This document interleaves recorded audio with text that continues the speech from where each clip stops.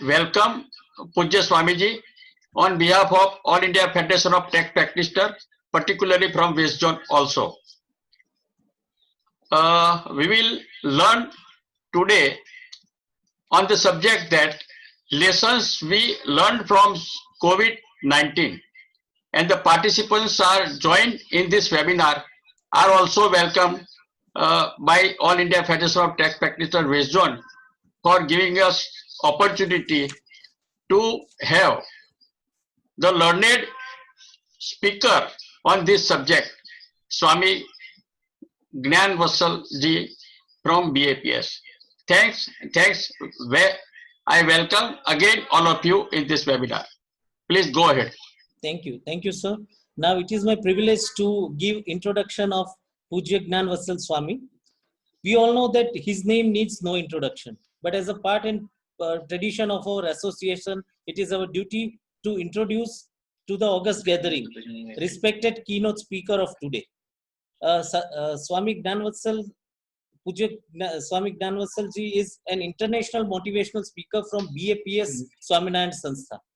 By his profound knowledge and insights on various subjects, Sadhu Gnanvatsal Das ji has participated in various conferences and inspired millions of people across India and also world in nations like the USA, Europe, Canada, Australia and New Zealand. He has been one of the most popular motivational speakers from BAPS and who has taken an everlasting positive impact in the life of millions of people. He has served as an interpreter with the earlier BAPS spiritual head, His Highness Pramukh Swami Maharaj, in many of his religious world tours. He has been instrumental in carrying out many youth development, social, cultural projects of BAPS at Vadodara and Gujarat itself. In his personal life, he is a BE Mechanical, a Bachelor of Engineering student from BVM College of Engineering, Vallabh Vidyanagar, Gujarat. He is knowing languages like English, Hindi and Gujarati.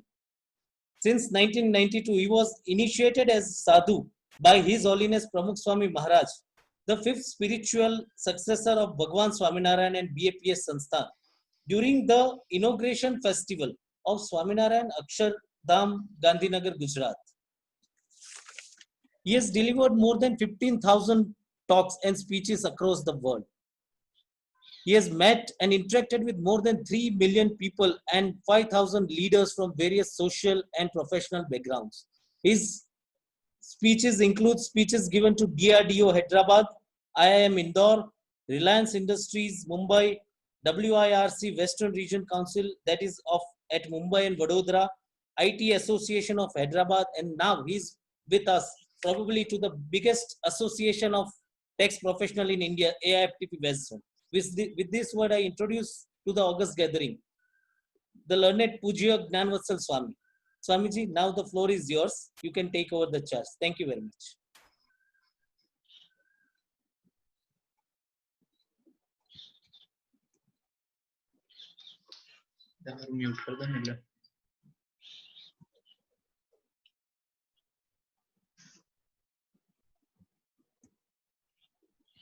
Shri Swaminarayan भगवान की जय, अक्षर पुरुषोत्तम महाराज की जय, राधा कृष्ण देव की जय, सियावर रामचंद्र भगवान की जय, प्रमुख स्वामी महाराज की जय, महंत स्वामी महाराज की जय, प्रमुख स्वामी महाराज शताब्दी महोत्सव की जय. With prostrations at the divine feet of Bhagwan Swaminarayan and my Guru Hari, Param Pujya Pramukh Swami Maharaj, and my Pragat Guru Hari, Param Pujya Mahant Swami Maharaj, my heartiest Namaskar, good morning, and Jai Swaminarayan to all the participants of the webinar today. Nice to meet today on a Sunday morning members of the All India Tax Practitioners Association of the Western Zone. And the topic shared with me today is lessons that we have learned from COVID-19.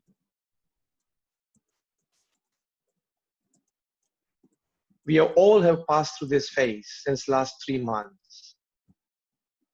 And in some or the other way, we have learned some of the most important lessons of our life.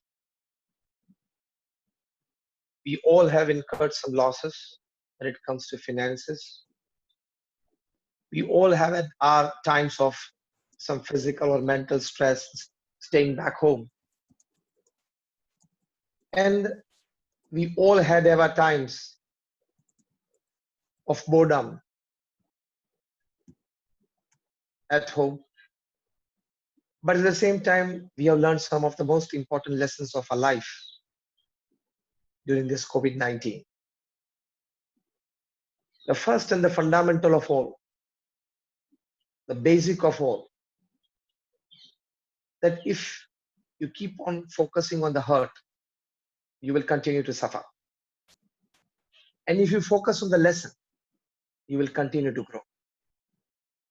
So it's a human duty and a human endeavor, and more than that, a human dignity, to always focus on the lesson that we learn from a situation, from an interaction, from an association.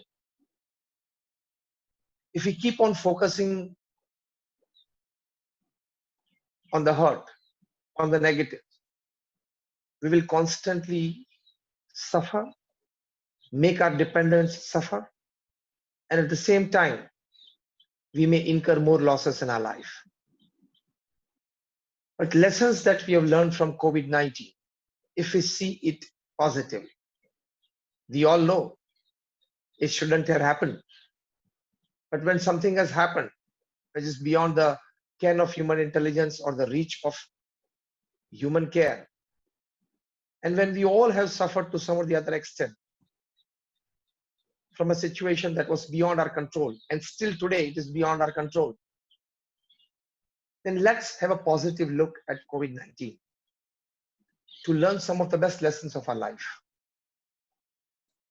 The first important lesson that we learned from COVID-19 is everybody has come to know that I need to be more careful, I need to take care of myself, and I need to improve.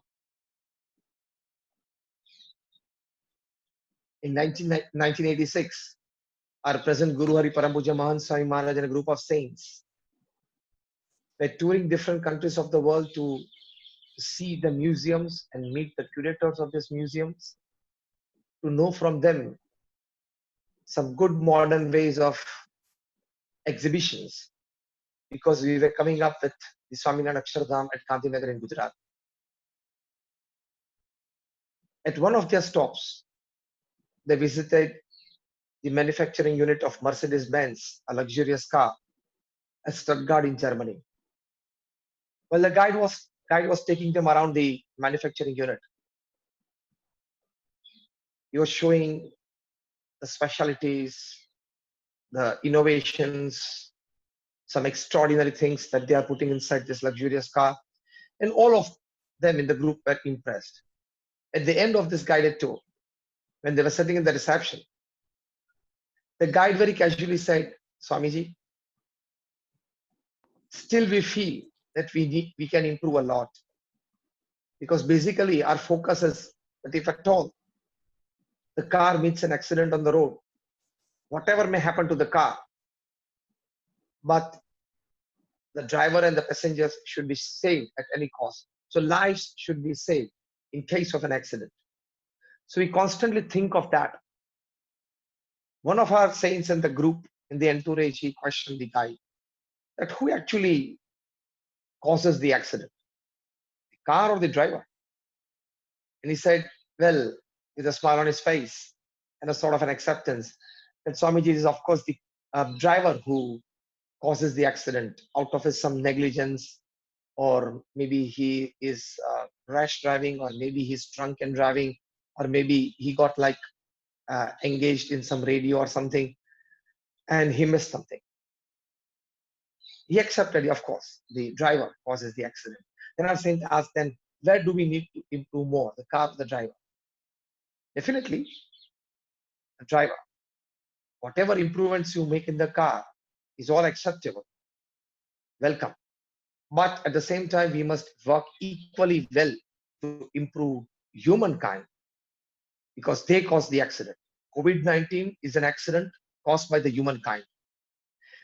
See, we are not going into the details of discussion or debate, but this COVID-19, wherever it has originated from, whether from the wet markets of Wuhan or from some laboratories, whether it is natural or man-made, is yet to come out. It is a human mistake. It is a human carelessness that has come out, and the world is suffering from it. And still, seeing the present graph and the present scenario in the society, we feel that still we have months to go before we come back to the normal that we had in our lives and in the markets and in our offices and work and relationships. Months to go before we come back to the normal that we had before COVID-19. So man needs to improve. Man needs to take care of himself. That is the first important lesson that we learned from COVID-19. Health-wise, hygiene-wise, social distancing-wise, taking care of their own self, physically, mentally, or emotionally. I am the person responsible for myself. I need to take care of myself. I can't blame anybody for something that happens to me. I need to improve. I need to be more conscious about myself. This is the first important lesson that everybody has learned from COVID-19. The second important lesson that everybody has learned from COVID-19, it is a sort of a thought process, it is a sort of a realization, but it is a reality that life is uncertain and life is short. Second important lesson, life is uncertain and life is short. Till now, we always had that thought in our minds, and I used to talk in my talks many a times that human life is a 60, 70, 80-year game. But now, from this pandemic, we have come to know that it can have an abrupt end anytime. So when we know that life is short, when we know that life is uncertain, because today, more than 4.8 lakh deaths all over the world because of COVID-19. And the figure is increasing, not by the day, but by the hour. In India, we'll be touching 4 lakh coronavirus cases, infections, maybe in a couple of days. So everybody has come to know that life is uncertain, life is short. So what do you learn out of it? Do what you like. Until the time you get to do what you like, start liking what you're doing. Enjoy yourself. Involve yourself in whatever you are doing at your workplace, at your home, in your association with friends and social circles. Before life overtakes you, enjoy your life because it is uncertain and very short. And when it is uncertain and short, family becomes the primary source of happiness in our lives. And everybody in their stay home have come to know that the greatest joy in life is the joy of being a part of the family. More association with the family, sharing and caring with the family members, love, care, and consideration for the family members. Harvard University study says they surveyed about more than 100,000 families in 8 countries of the world. Sorry, in 110 and more than 100 countries of the world for 8 years. And they came to a conclusion when they asked people, all the families across caste, creed, color, religion, nationality, that what according to you is the greatest joy on this earth? And they were surprised to know that more than 67% of them decide that spending quality and quantity time with your family members is the greatest joy upon this earth. So the second lesson people have learned from this COVID-19 is that when life is uncertain and when life is short, family joy becomes the primary source of happiness in a life. A very wonderful book that I read during this COVID-19 times. The title of the book is Every Man's Mission, written by a very good author, lady, Rebecca Beard. And she writes in this book that She was a psychiatrist. She used to counsel people on social issues, on personal matters. That during one of my seminars, at the end of the question answer session, a woman walked up to her and asked her for a couple of minutes of her and described her own problem. Rebecca Beard very patiently listened to that lady, and she said that I have a problem in my family, I have issues, and I'm in constant stress and tension because of the friction between me and rest of the family members. I'm the main breadwinner. I'm the elder in the family. Rebecca Beard felt that Rebecca Beard, she felt that she would need more time to counsel this lady. So she called that lady the next day at about 10 a.m. in the morning at her office. They chatted for about an hour, and then, knowing the whole issue and getting deep into it, giving a justified thought to it, Rebecca Beard told the lady, she advised the lady, let's see, first of all, if you want to enjoy family life, remove the notion from your mind that I am the principal breadwinner in my family, and it's because of me that the family is enjoying. Normally, the principal breadwinner has this notion in their mind that it is because of my money earned that the family is enjoying, and we all are enjoying together. Remove that notion. Why? She gave a very justifiable logic to this. Now listen very carefully. Rebecca Beard said, let's see, if you are feeling that I'm the principal breadwinner and because of me, the family is enjoying, then you are also enjoying the comfort of the family, the warmth of the family, the emotional happiness that they are showering upon you. So if you say that I'm earning money and making the family happy, the rest of the family members is giving you emotional comfort, emotional warmth, emotional happiness. And because of that, you go to the office next day fresh and energetic to do your work more. So it is always care and share in the family that makes each other happy. That every gentleman or the breadwinner in the family has come to know in this COVID-19 times, that since last 2.5 and 3 months that all of us in the family are together. The principal breadwinner has experienced the emotional warmth and comfort of all the family members and felt that it is an equal care and share from both the sides. So this is a very important lesson learned in COVID-19, especially for the breadwinners of the family, the elder in the family. Second most important lesson that we are talking of about in the same aspect when it comes to life is uncertain and short and family is the primary source of happiness, that when all the family members stayed together, they came to know of each other's love, care and concern for each other. This lady who met Rebecca Beard had the problem that when I present my opinions and when I feel, because of my experience and being elder and because of being well connected with the outer society, because I go out to work on behalf of my family, that they should obey me, they should do what I say, they must take me as an experienced elder person in the family and respect my views. Rebecca Beard said, break this notion as well. Okay, when you're in the office, you can always keep this notion that I'm experienced, I'm mature, and I have better opinions than people. But when you're in the family, all of you are equals. This is a very beautiful advice from Rebecca Beard in this book titled Every Man's Mission. That when you are in the family, when you are inside the four walls of your house, all are equals. From a small baby of a few months or a couple of years to the eldest in the family, maybe he or she is a grandfather, grandmother at 75, 80, 85.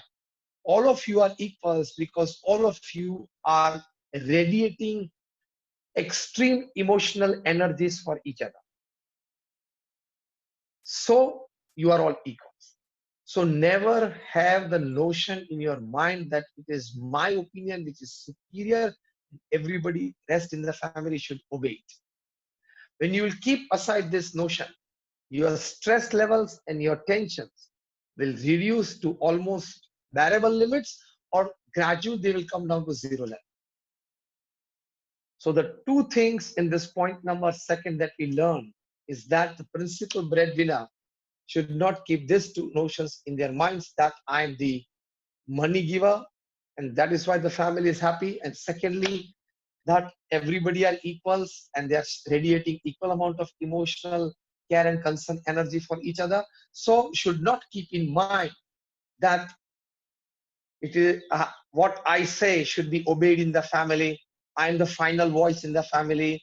It should always be a discussion. It should, the debate must have an open end. Everybody sitting in the family, relaxing on their sofas after dinner, must have the right to express their opinions. The best of it that is profitable to the family, the best of it that is going to bring more happiness and energy in the family, more emotional connect in the family, should be accepted even when it comes from small mouth of a 10-year-old boy. This lesson everybody has learned in this COVID-19 because everybody had family sittings back home during this times. Pramukh Swami Maharaj, who was the spiritual head of the BAPS Swaminarayan Sanstha, used to teach this, and he used to teach family values. Pramukh Swami Maharaj always used to say that you all sit together, of course, during your dinner time without the help of the TV set or the mobile in your hand. And during dinner time or after dinner time, you can all sit together and discuss out family issues, discuss out the upcoming events in the family when it comes to planning and execution. And let everybody get involved. Let everybody express their opinions. Let everybody come out with the new ideas that they have. Because everybody at the end of the discussion is concerned about more happiness in the family. So this is how Pramukh Swami Maharaj used to teach family values to people. In private, that is in personal audiences, which he used to give during the day to more than 500 people, and during his public talks every day in the evening, wherever he used to be in any part of the world. So this is the second important lesson that we have learned from COVID-19, that life is uncertain and short. So make the optimum use of your time and get the optimum happiness in your family by making family the primary source of happiness in your life. And when life is uncertain, when life is short, don't waste your time. You should have plan B, you should have plan C, you should have plan C, you should even have plan Z, because the English alphabet has 26 letters in it. You must judge your time well, distribute your time well from your personal needs to family needs, to office needs, to planning needs, to travel needs. But you should be able to judiciously part with your time in each and every department that your life needs to make your family a happy family, to make your workplace a productive workplace, and to make your personal life a more encouraging, inspiring for your own self. This is the second important lesson.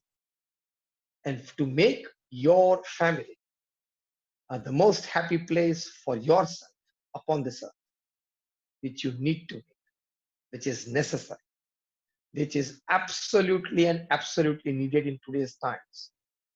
You should always have the thought that where can I improve and change to become a better fit in the family. You know, sometimes your son, he doesn't like certain talking, walking habit of yours.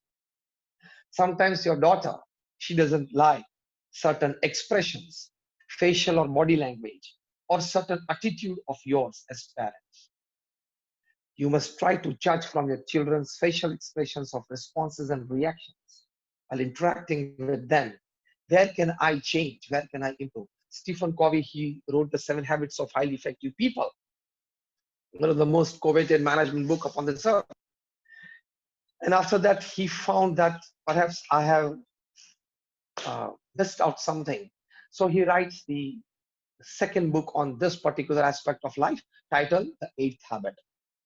In this eighth habit, he principally mentions introspection to change by a human being. He traveled the world, toured more than about like 15, 20 countries, where he did seminars on this book to make it more popular. He became a better, more millionaire through this. He did four seminars in India in 5 days in metro cities, earned more than 6 crore rupees in that 5 days. In Bombay, that is in Mumbai, the seminar that I'm talking of the year 2006 or 2007, it was at the Oberoi, 700 capacity. The e-ticket opened just 24 hours before the program, and in just 86 seconds, 700 tickets were sold. Each ticket was for, that is, each delegate fee was for about 23,000 rupees. 6-hour seminar. In that 6 hour, Stephen Covey appeared on the dais only 3 or 4 times, that too for 10, 15, 20 minutes or maximum of 30 minutes. So maximum time he gave was 1 hour and 15 minutes to the audience. And this 700 were who's who of India from the corporate world. Rest of the shows were going through videos and his managers and his trainers. Next day, one of the leading newspapers of Mumbai, DNA, carried out an article on this seminar. That if you've not attended this seminar, you can just read this article. And if you don't have time to read this whole article, you can just read the box item. And what Stephen Covey, during his personal physical appearance on the dais in this seminar, 3 or 4 times and maximum to 1 hour and 15 minutes, counting all together, what he said and repeated again and again, the principal one line from his world famous book that was also one of the best sellers in the New York Times list for many weeks, was this. So this is the essence of the whole book and the essence of the whole seminar and the essence of what he was talking yesterday at the Oberoi to 700 professionals and businessmen, executives. And that was, now I'm quoting him not just word to word, but letter to letter. Stephen Covey said that don't expect others to change. First change yourself, others will follow. This typically applies to family life. Don't expect others to change. Now, my wife should try to change to adjust to me. My son and my daughter should try to accommodate a certain kind of habits in their lifestyle so that they suit me and my lifestyle. This is again a wrong notion. First, introspect, as we said, that where can I make a small change to be a better family man, to fit myself more so that it increases the happiness quotient in the family. Then I will expect others to change. Stephen Covey, after all his experience of interacting with highly successful people, he said that before you expect others to change, they will make a change, seeing a change in you. So this is a second important lesson. Third important lesson that we learned from COVID-19 is that jobs are temporary. So adapt a change and adopt a new change to remain relevant in the markets, to remain considered in the business circles, and to always try to reach to prominence in your own business. This is the third important lesson. What we learn business-wise, profession-wise, from this COVID-19 times. See, change is inevitable. Change is a part of life. And they say that the only constant on this earth ever is change. So change comes, not always gradual, sometimes fast. You need, as a professional, to adopt yourself. As we all adopted ourselves to one change, that we always used to do seminar. Now we are doing webinars. And still for another few months, we will have to do webinars, not because we will not be able to secure permission for seminars. And the situation today would never allow us to do that, because that would more people coming together and would result into more spread of the virus. So we were not all used and never rather used to webinars except for a few office meetings. But now everybody is on social media platforms while having webinars and conducting meetings and social gatherings. So this COVID-19 third lesson is that adopt a change where it comes. in your profession or in your business, because if you just get stuck somewhere, if you just want to stick to the olden ways, then mind well, as we put forward the words at the start of describing the third important change, third important lesson, that jobs are temporary. Even professions are temporary. Overnight, a new technology, everything will change. Overnight, a new idea, everything will change. Overnight, a new perception, everything will change. For example, we were all used to landlines, and suddenly the mobile phones came in. And so the landlines are almost irrelevant today. In mobile phones, we used to put messages to each other. But when WhatsApp came, WhatsApp killed SMS, isn't it? When emails came, it killed fax. When we had the fax machines in our office, we were all very happy that we can write down something and just put the whole message across a fax. So not wait for the post and no telegrams and nothing. This was faster than the telegram, right in the hands of the right person. So when fax email came in, it killed fax.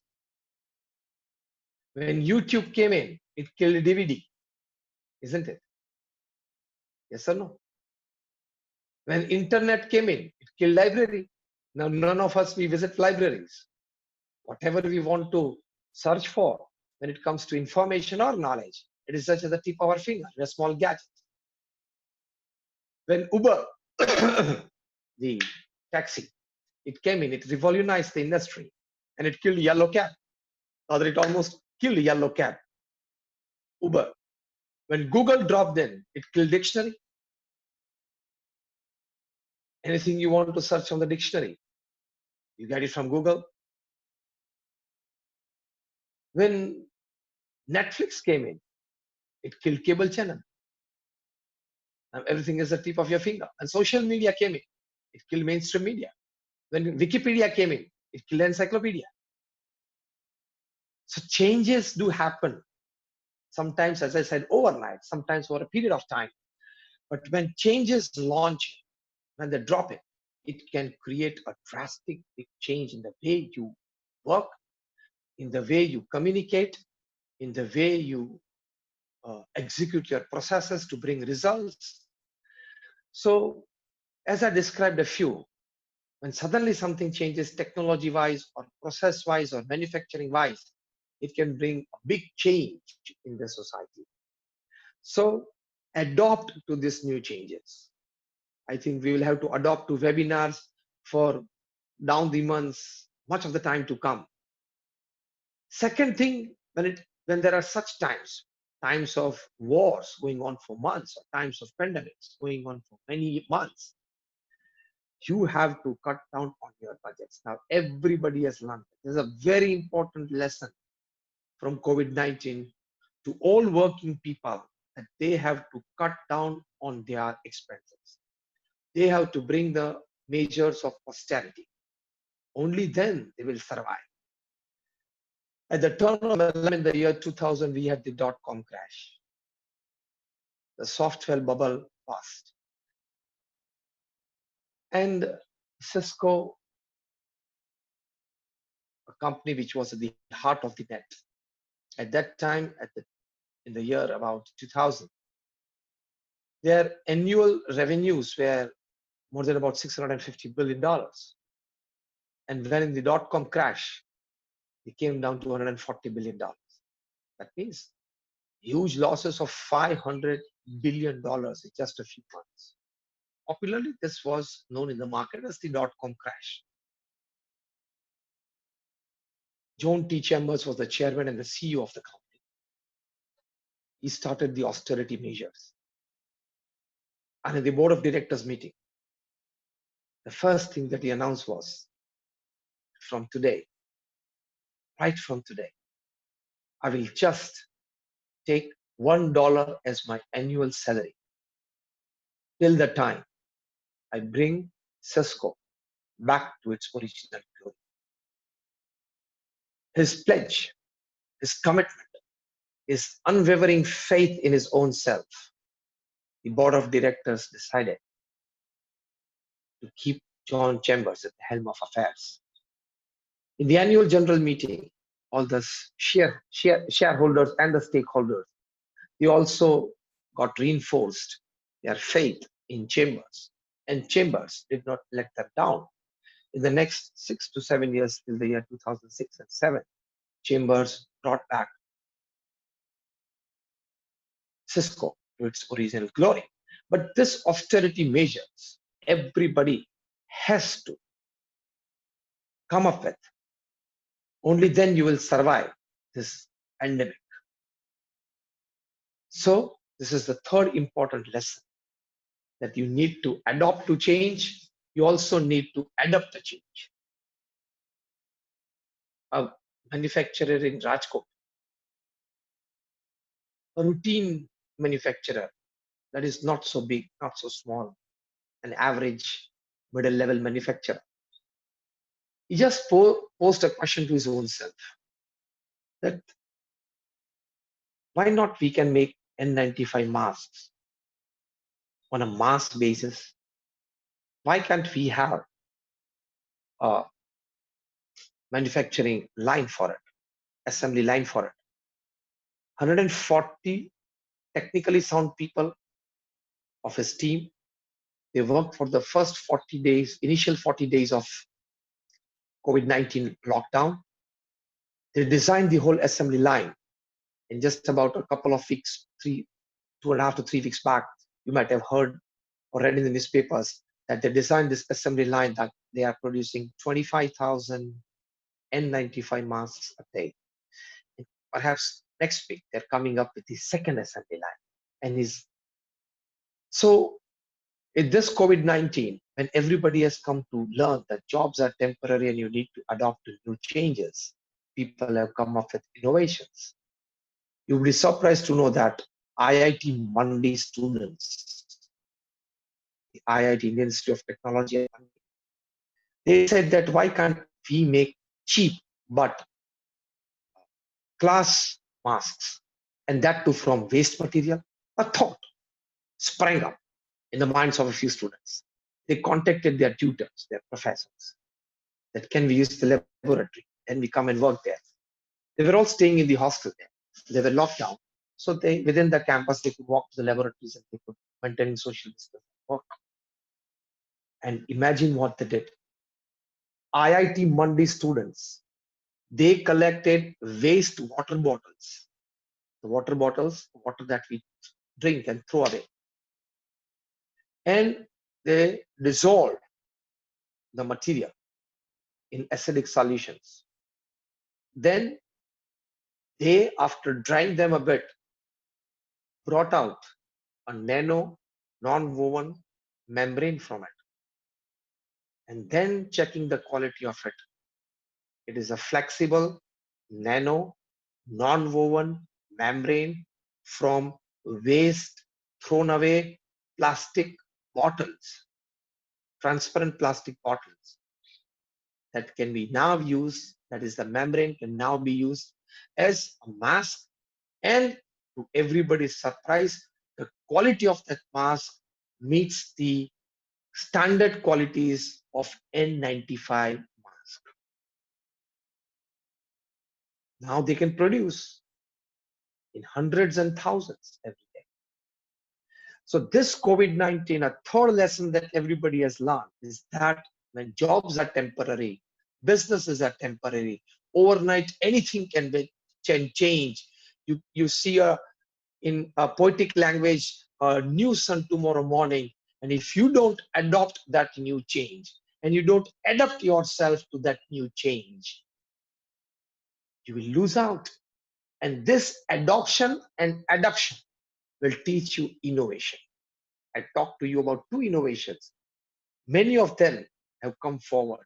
So, a change. The fourth important lesson that we have all learned from this COVID-19 is that health is our greatest wealth. Money is not our greatest wealth. Health is our greatest wealth. So it is well said in the proverb that we learned from early childhood that when money is lost, nothing is lost, but when health is lost, something is lost. And when character is lost, everything is lost.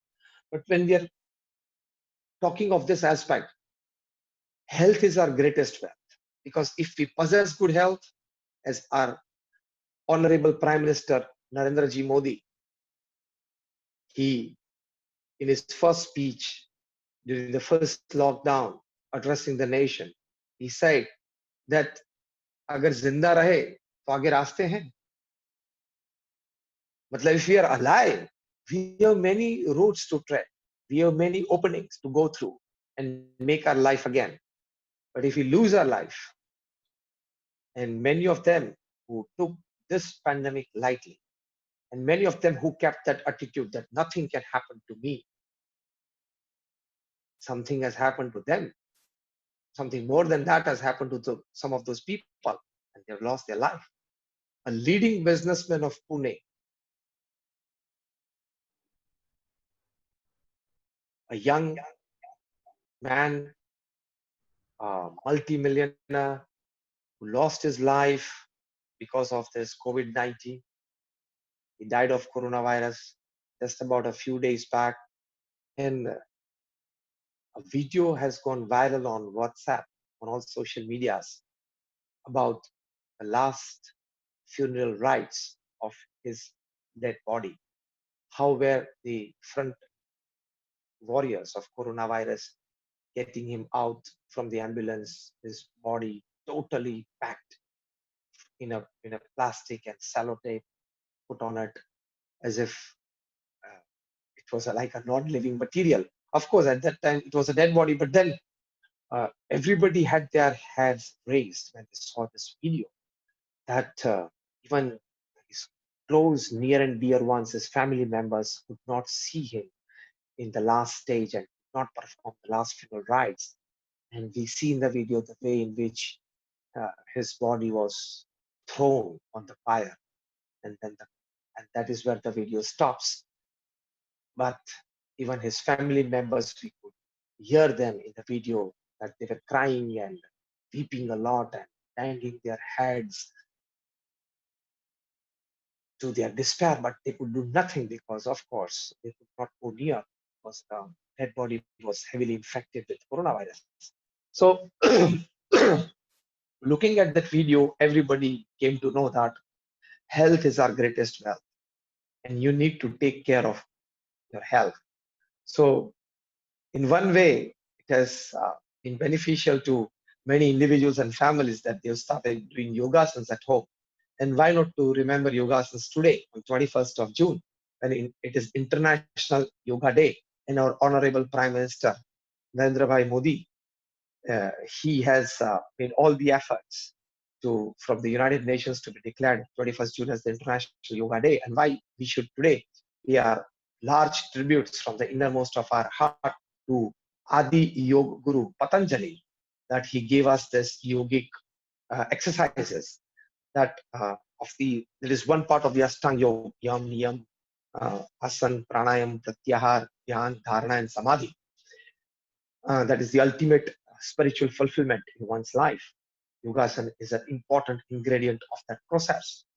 And just not by yogasans that you have your physical health well, it is well proved by modern day scientists after, as I can use the word, that after a critical scrutiny, of yogasans by modern day scientists, they also got convicted that yogasans are beneficial not just to the physical body, but to the mental attributes and to the emotional self as well. You'll be surprised to know that a few years back, the scientists they asked the Tibetan Buddha saints that if they can perform yogasans, and they say that by yogasans you can maintain your body temperature, then how long can you stay just wearing an ordinary thin cloth around your body? And if at all you can keep the upper part of your body open in minus 50 degrees temperature at 14,500 feet on Tibet. The Buddha saints, they said that let's do the experiment. The scientists who were critically scrutinizing the whole procedure, and internally they wanted to prove yogasans somewhere wrong.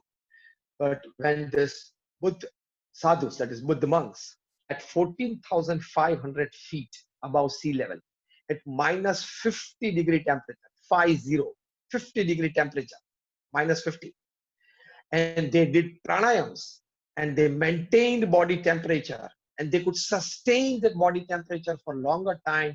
To everybody's surprise, this Buddhist monks, they took a 6-hour deep sleep, snoring, sleeping in the open with just a small thin cloth around their waist, their upper part of the body open to the weather at minus 50 degrees centigrade for 6 hours.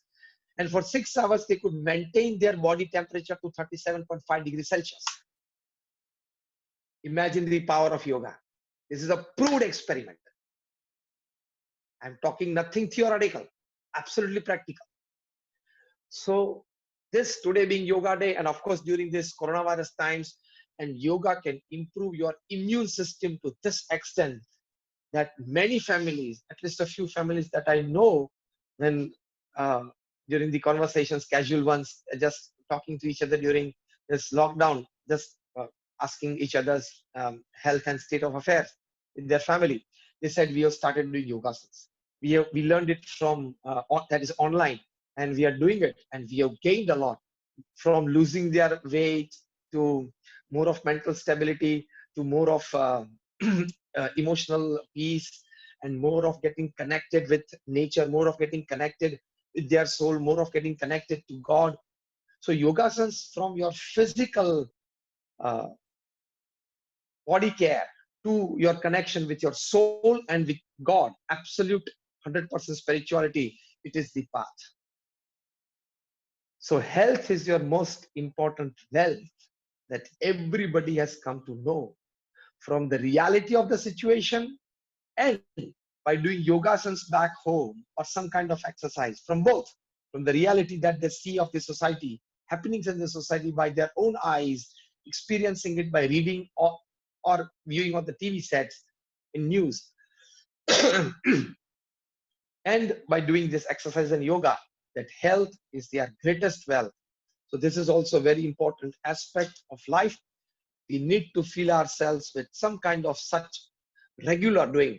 You'd be surprised to know that Pramukh Swami Maharaj, he could keep working till the age of 92. He was the spiritual head of this organization from 1971 to 2016 for 45 years. He took this BAPS Swaminarayan Sanstha to international levels, to world recognition levels. And somebody is messaged that audio is not proper. Am I properly audible? Just nod your hands to Yes. say yes or no. No, sir, you are audible, Swamiji. Fine, okay. So Pramukh Swami Maharaj, who took this BAPS organization to the international level and to world recognition level to the extent that BAPS has a permanent seat in the United Nations as an NGO. And you might all have visited Swaminarayan Akshardham at New Delhi or Gandhinagar. Just raise your hands if you have been there. I could see many of you on the screen. That you have been to Swaminarayan Akshardham at Delhi. Fine, thank you. Then he was the creator of Akshardham, and the Delhi Akshardham is on 110 acres of land. The Swaminarayan Akshardham that we're coming up at Norbinsville in America is on 265 acres of land, and probably in July, August of 2022, we'll inaugurate it. It will be one of the most powerful expressions of Hindu culture and Indian tradition that has been gifted us by the great rishis since ages to the world, that will teach a lifestyle to the people, that will teach a way of living to the people, that will teach a way of thinking, way of expression, way of attitudes to people. Such Akshardham-like campuses coming up at Johannesburg in South Africa, at Sydney in Australia, and you might have heard in the news about 10 months back, the Sheikh of Abu Dhabi, His Royal Highness Sheikh Zayed, he gifted us, the BAPS Swaminarayan Sanstha, 27 acres of land on the main Dubai-Abu Dhabi Express Highway to come up with an Akshardham-like campus, and already the groundbreaking ceremony performed and the foundation level construction is coming up. So Pramukh Swami Maharaj built such 1,300 institutes, hospitals, hostels, schools, colleges, Akshardhams, Sanskar Kendras, Mandirs in a span of 45 years. Unbelievable. 1,300 campuses in a span of 45 years. That means every 15th day, he came up with a campus. So every 15th day, Pramukh Swami Maharaj purchased the land, got it legally cleared from the local government authorities, decided upon what to come up with on that piece of land for social service, hospital, hostel, school, college, sanskardham, mandir, akshardham, whatever. Plans designed by the architect, by the structure engineer. Again, the plans passed in the local government authorities, the funds raised, most important aspect of the project. The funds raised for that project, and then the construction work started, construction work completed. Uh, about 2, 3, 5 people would honorary give lifetime services in that institute for social service. That decided upon, inauguration ceremony decided upon, held, performed, and the institute surrender to the society for social service. Every 15th day. This is an unbelievable world record. You ask any builder and developer of the country or elsewhere, anywhere in the world, that has he purchased one land for a small or a big project every 15th day in his life for 45 years? Pramukh Swami Maharaj could do this because his selfless zeal for society. Secondly, his profound devotion towards God. These two things. So by this, I'm coming to the fifth lesson that we learn from COVID-19 is that everybody, and we should speak this from the bottom of our heart, each and every citizen of our country and elsewhere, let's talk of the entire world, who was in some way capable of helping in some quarter in the society, decided to play a small role of help and play. So we must definitely give a big thanks to all of those who came forward in their individual capacities or institutional capacities or a group capacity to help in some or the other way in helping the less fortunate, less privileged people and section of the society. Pramukh Swami Maharaj did so much selflessly, tirelessly for his entire life. Many of us have made a habit to helplessly serve the society in some or the other way. But this COVID-19 taught us an important lesson that we must make it a habit regular in our life. Maybe a weekly, maybe a monthly habit, but do something for the society in that small sphere. Try to bring a ray of hope. In that small section of the society, wherever you stay, wherever you can work, try to bring some light so that we can be of some help to the society. We can have a small sense of satisfaction towards the end of our life that yes, I did selflessly for the society. So everybody has come forward in an unbelievable way. Just I think in the last Man Ki Baat, our Honorable Pradhan Mantri ji introduced many people from the middle class strata or even from the lower middle class strata that they came forward to help. I was particularly touched by the selfless service of one Mr. Mohan, residing in a small town besides Madura in Tamil Nadu. He has a small saloon, a hair cutting saloon. Out of all his labor of lifetime, he had saved 5 lakh rupees because it was his dream to well educate his one and only daughter, a little daughter, maybe she's 10 or 12 years old. Her name is Netra. Seeing the plight of people, especially the migrants, going back from Tamil Nadu to Orissa, UP and Bihar, this little girl sitting in the window of her house, she got moved, she got touched, and she told her father that God will grace with another money, but I think the money of to the tune of 5 lakhs that you have saved for my academic future, I think we must use it and we must prepare meals. I will gather the women folk of our locality. We must prepare meals and give this packed meals fair meals to this migrant people. Her parents were touched by the little girl's thought and the feeling in her heart. They decided to do it. And this small man having a small saloon, Mr. Mohan, of a small town near Madurai, he spent his life's savings of 5 lakh rupees to provide meals to migrant mothers. What an act! What a service! What a heart! He became immortal.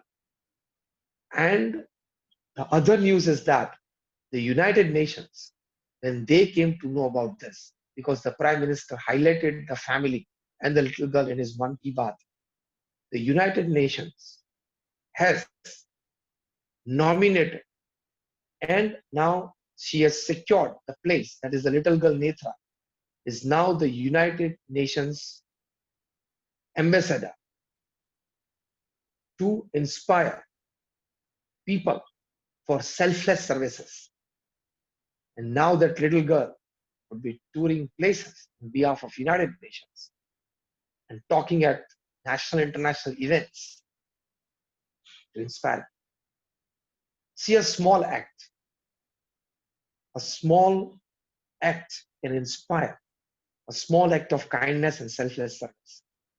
Such small acts have come out in hundreds and thousands across our country, of course, across the world, by individuals and groups.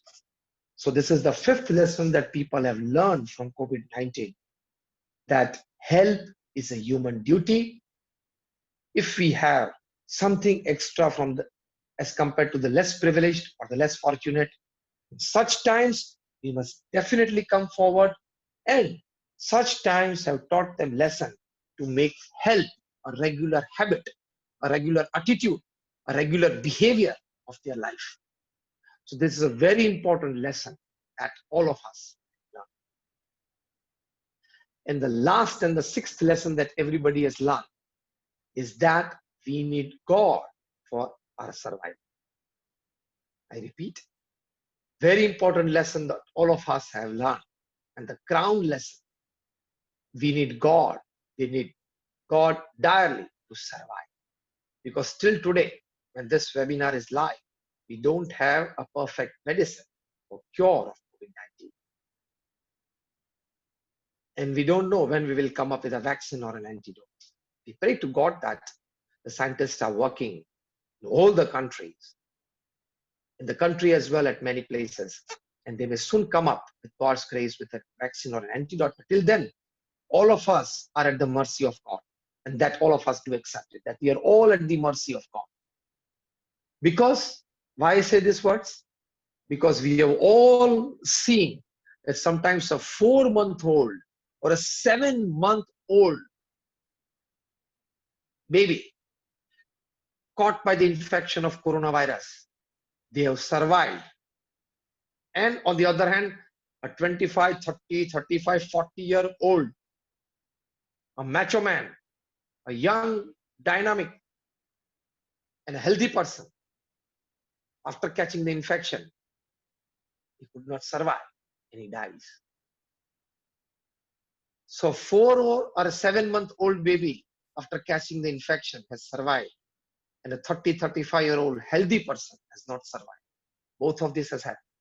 That means everybody is at the mercy of God, except God as the all-doer, that His grace is the only one which could get us past these times. We had H1N1, we had swine flu, isn't it? In the past. Today we have coronavirus. Not to scare you, but a fact of science still to be discovered. There are hundreds of such viruses, with each virus having the capacity to wipe out human populations from upon this earth. Why not human population? Why only the human populations? Wipe out entire living existence from upon this earth. Each and every virus has this capacity. Who is saving us day and night? We humans, we don't have a shield against these viruses.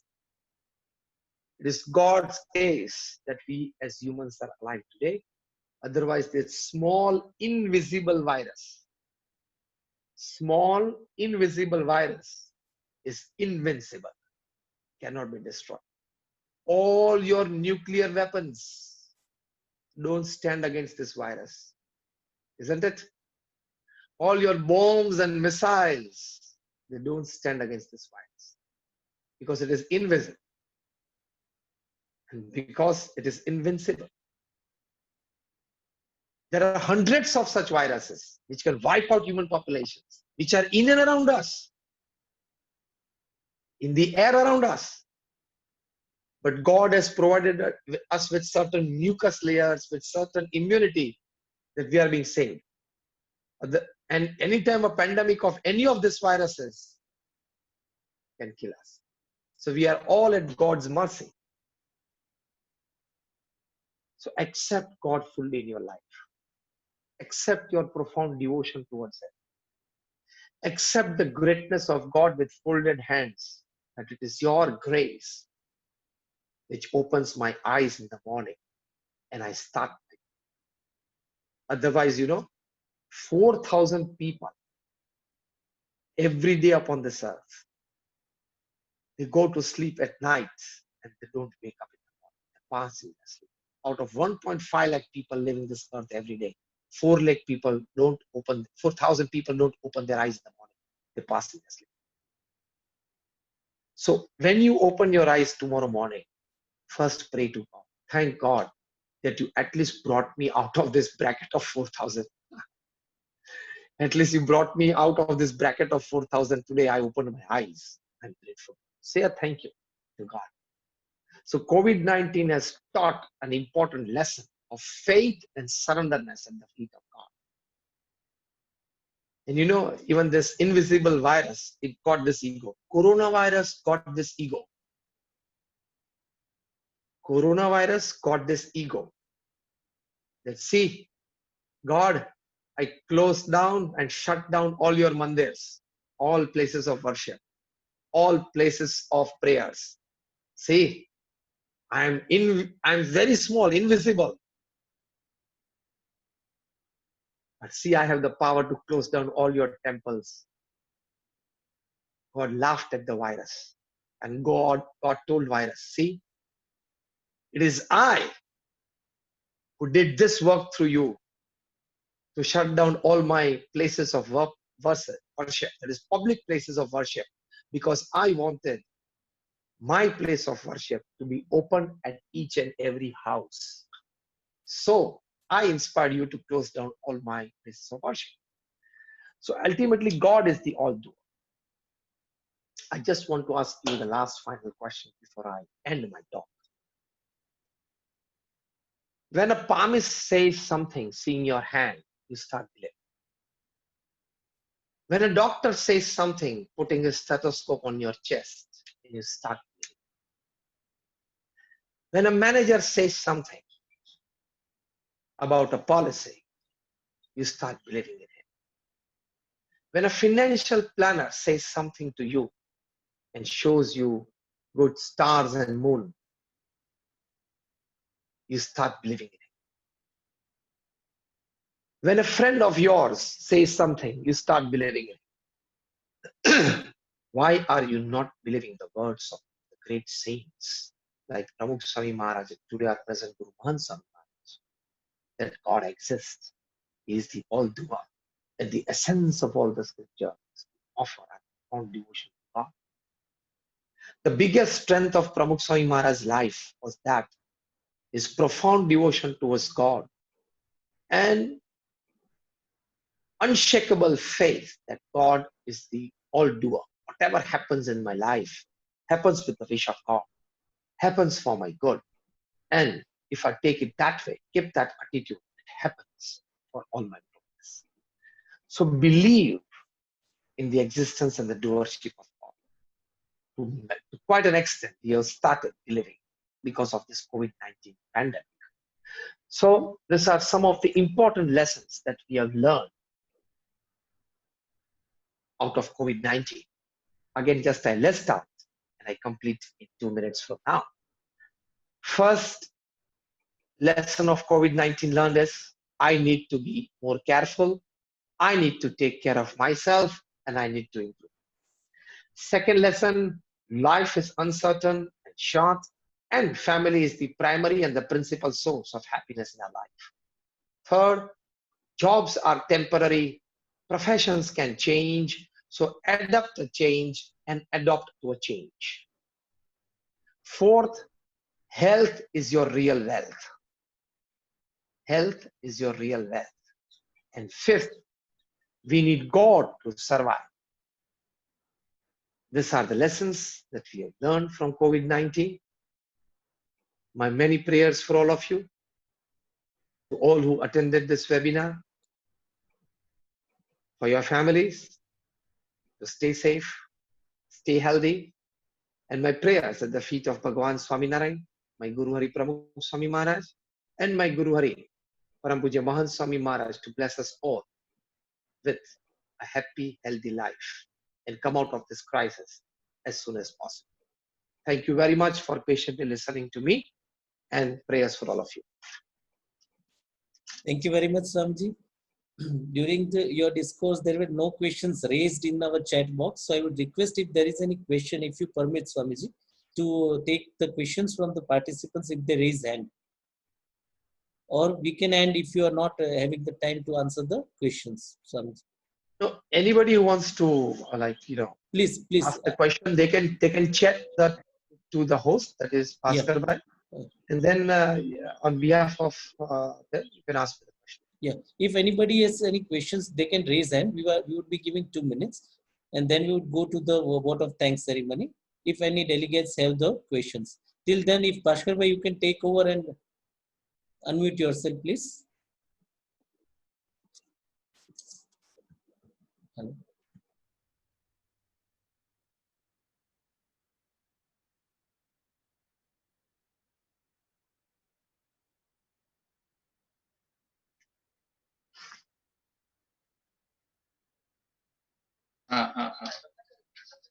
Okay.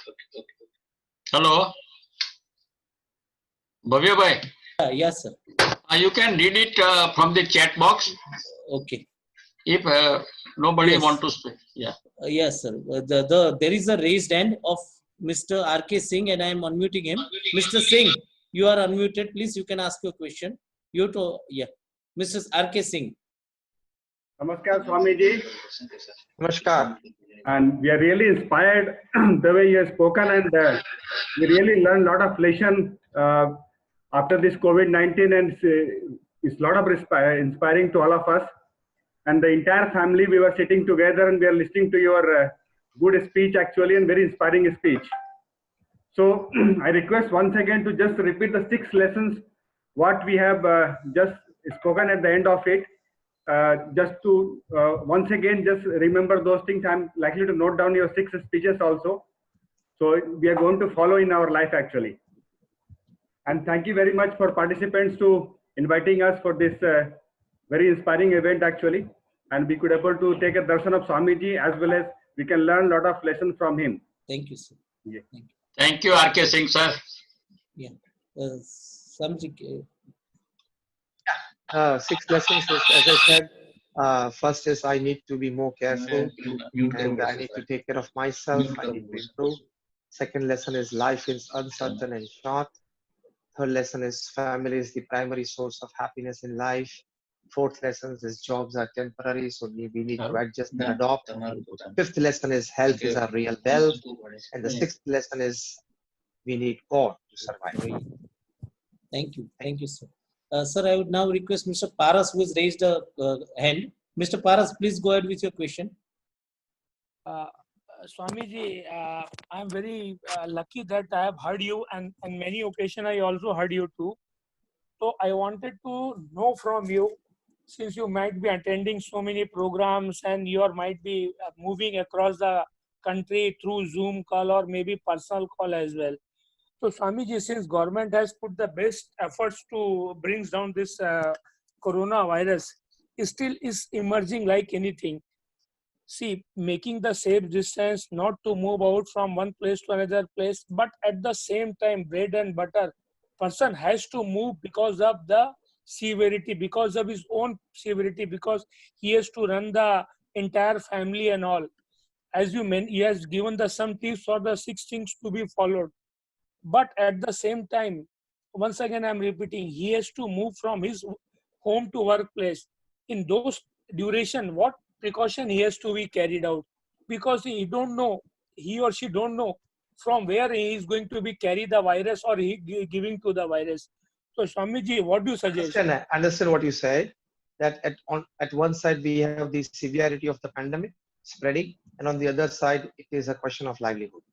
So now that since the government has officially unlocked one, we are in the phase of unlock 1.0. So government has allowed economic activities to go on because it's a necessity. But the word that you used, precaution, precaution is that we are all very much conscious and aware of what precautions we need to take, like from wearing a mask to hand gloves to social distancing. And after coming back from your work, you need to immediately take a shower with your all the clothes on, preferably a hot water shower. You need to drink warm water during daytime.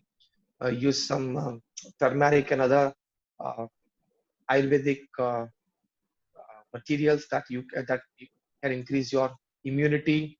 Do some yogasans and some exercises to strengthen your immunity more, and the right kind of positive reading so that your mental attitude remains positive. So precautions is all well laid down by the government and individual also, we know. Remain within that precautions, we need to do our economic activities. As simple as that. Thank you. And Thank you, rest, sir. one thing is like pray to God that even while taking all the precautions, you don't get infected. Thank you. So there is a question in the chat box that as a professional, how to come out from negativity as departments are closed and clients are not able to pay the due fees. It becomes difficult to survive. This is a question especially from our field. I understand that in these times, these are extraordinary times when it comes to pandemic or when it comes to war. Each and every individual is affected. Each and every business is affected.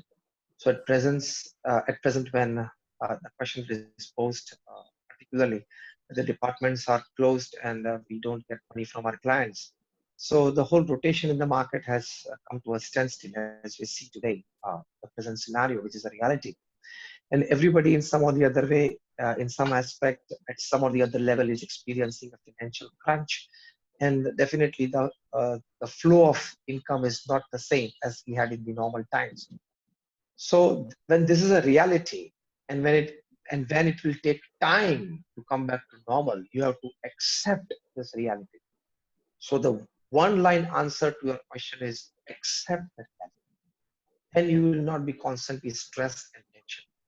If only you had to face the reality as an individual, all the stress and tension that you incur, you are justified.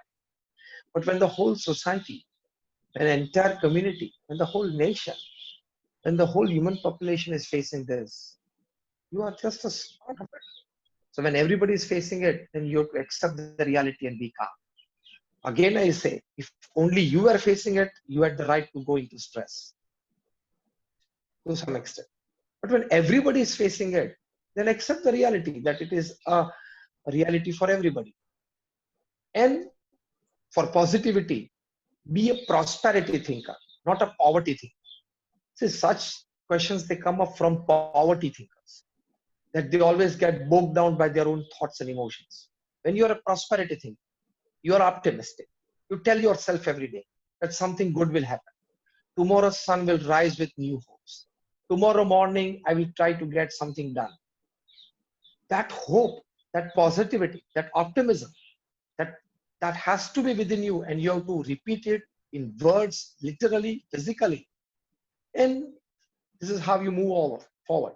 So the second one line answer to your question is that when you don't have any physical movement, a way forward to your problem, just sitting at one place and keeping your thoughts positive with a sense of hope and optimism is how you beat stress and tension. Thank you. Thank you. Swami, there is a person named Mr. Jigar Shah. Jigar Shah, you are unmuted. Please go with your question. This is the last question that we take, the Fine. fourth one. Fine. Jai Swaminarayan Swamiji. I am Jigar Shah from Ahmedabad. Yeah, And Jigar, I'm you are my friend. I know. I come to know from your voice. Thank you so much, From Swamiji. Ahmedabad, Jigar. Yes, sir. Yes, sir. How's everything? How's Yes, everything? All Swamiji. is fine? Great, Swamiji. Everything is fine, and Family, family happy, healthy? yeah, family is also happy, healthy, and I personally also gained lot again knowledge in this lockdown period, and with all your everything like insightful the videos and voice clips we received regularly from time to time in lockdown period. This 21 series, which helped me a lot, and past few years you bring immense change in my life, so that I can that is I'm great help like my great obligations to you. No, it's fine. It's So, always a friendship. yeah, Swami, I just have one question that recently I come across lots of the questions of this is my good time and this is my bad time. And I'm used to reply them that like that good time and bad time that we decide, this is not like a good time and bad time by the God. God is just blessed us with the time. So can you just explain us in bit in your way in that with your details and your devotions to God, so that how can we explain it in more better way?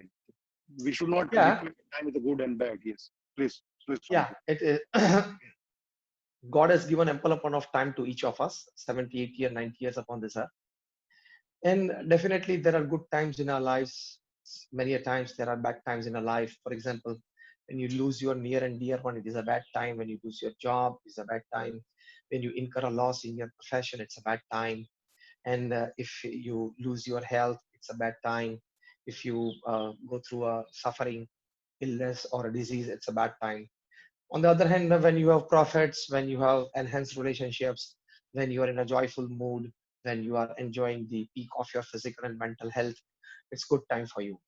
So people do experience good times and bad times in their life. But as per your question, the way in which you need to see the good and bad times both from a common spectacle. Again, I'm using this word. From common specs Conspects. Yes.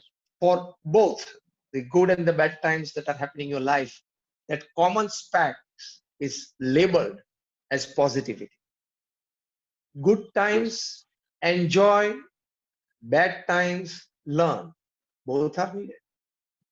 Again, good times, enjoy and be happy; bad times, learn and grow. You need everything in your life. You need learning, you need enjoyment. That is what these times bring. A pat is necessary because that is a sense of appreciation and inspires you to do further good. A slap on your face is also necessary to check you, to make you introspect that something has gone wrong and you must change the way. So both are needed. A pat is a good time, a slap is a bad time, but both are needed for ultimate growth as a human being. Thank you very much. Thank you. So we are with this we are ending our program, and we would like our treasurer to propose a vote of thanks. I would request Chintan Bhai Joshi to propose a vote of thanks, please.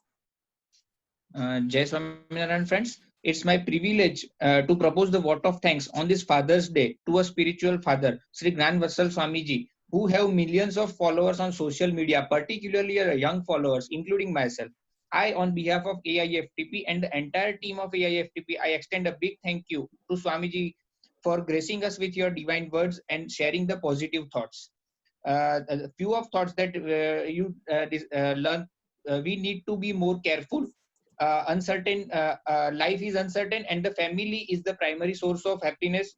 Jobs are temporarily and adopt the changes. Health is wealth.